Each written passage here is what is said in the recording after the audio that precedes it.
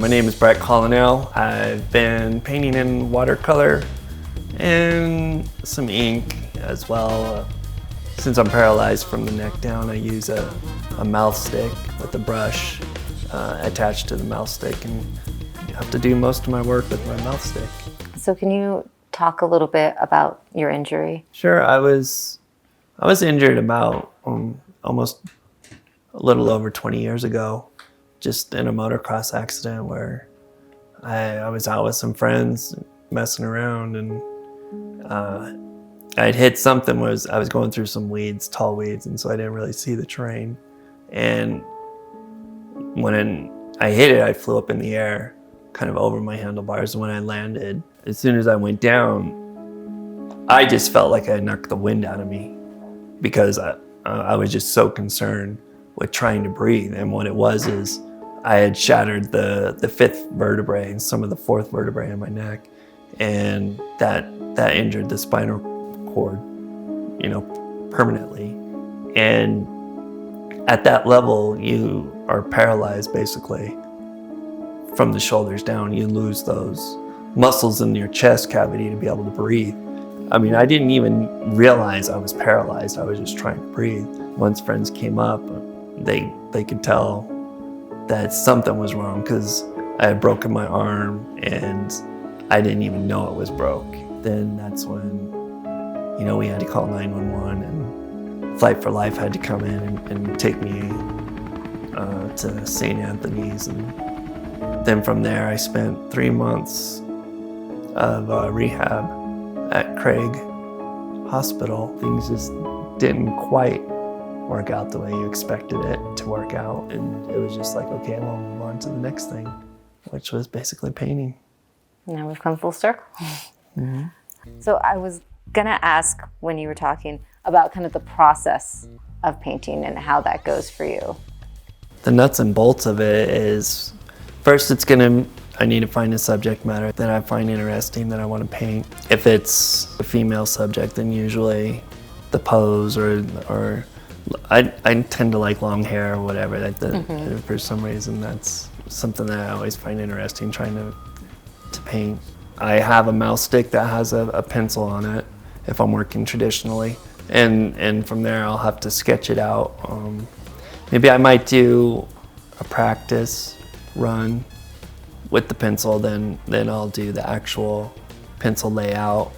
And once I go from there, then it's just, if I want to do watercolor or something like gouache or ink, and then I have to figure out, well, what brush do I want to use, because I can't really switch brushes. I have to work with one brush and one mouth stick throughout the entire painting. And then from there, especially with watercolor, you just have to slowly build up the value, going from lighter to darker. And with watercolor, you really do, since it's a transparent medium, you learn to preserve your whites. You have to really think ahead of what you want to paint, when you want to paint it, because you can't erase it. There's no do-overs. And every painting is a little bit different, but there is a strategic plan as to what you want to paint and how you want to, move forward. And then there's always a little bit of a struggle that the painting is not going the way you want it to go. And a lot of times you need to push through that awkward stage. And, there's a lot of times maybe it does finish up and just not, it was a train wreck, or there's other times where, you kind of get over the hump and then everything clicks and it's like, okay. Then the thing is you just don't want to screw up the good stuff that you've done. What led to engineering, and how do you think it's kind of influenced your art? Engineering, it's funny, engineering just was one of those things that, I've always tinkered with stuff as well. And it just was a natural. I like to build things. Like I said, I always worked with my hands. And I chose mechanical engineering. I've always said mechanical engineering was kind of like the Swiss Army knife of engineering. You learn a little bit of all the disciplines that are out there, and then from there, you can take your master's and sort of specialize in one field, industrial field out there or whatever. But No, it's just always something that I never had to question what degree I wanted to take, and it just was something that I never had to ask myself. I just automatically did it, chose it. Do you want to go back to school for anything else, you think? Would you go back to art school? Yeah. I mean, I'm already subscribed with like an online art mentor. Well, it's called New Masters Academy, and so it's an online resource for demos and lectures on different, whether it's drawing heads or painting, or just even the philosophy of painting. So yeah, no, if I could go to something that was like an atelier, I'd always like to be open to taking some more classes. I think I have one final question then. What is your ultimate goal? Like, do you want to do a gallery opening? Do you want it to be in museums? Like, what would be like the ultimate I made it moment?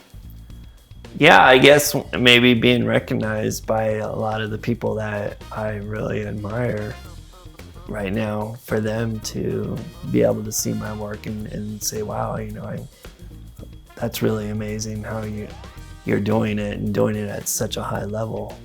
Are there a couple in particular you want to mention? See, we'll put it out the universe, try to make it happen.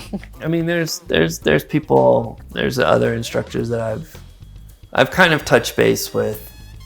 One painter, Steve Houston, who is both an artist and a teacher, who has seen some of my work and has, said that's pretty amazing. Jeffrey Watts, and actually even a local painter, Juan Ho, who sometimes I get to meet up and paint with on Wednesday nights. I'll actually be next to me and say, wow, that's pretty amazing. So I guess in a way there has been some moments like that. Yeah. I don't know. I guess I don't really focus too much on the long-term big picture, I guess. Just get better and just keep getting better, and look at something that was done a year or two ago and be like, wow, I'm way better than I was back then. Something, when you did a piece with 9 News, they brought back to me, and I've had it ever since. Yeah. I don't know if you remember it. Yeah, no, I do. This was one of the coolest gifts I've ever received that day. And then I looked on Instagram, and you've gotten better. So. Yeah, as I've moved in. Well, hopefully I get better as the it's years amazing. Go on. Yeah, I just always want to be able to have people look at my art, especially on social media. You can find me on Instagram, Brett Collinell. Thanks again. Thank you for talking to us.